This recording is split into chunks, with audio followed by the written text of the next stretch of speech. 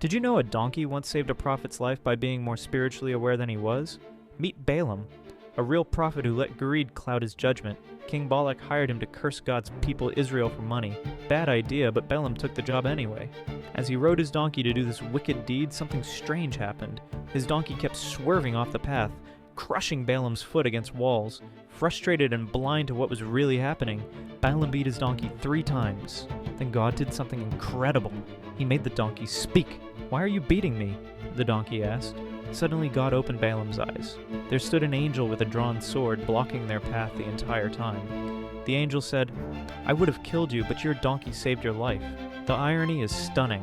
The animal saw what the prophet missed completely. Sometimes when we're chasing the wrong things, God uses unexpected ways to protect us from ourselves. Are you listening to his warnings today?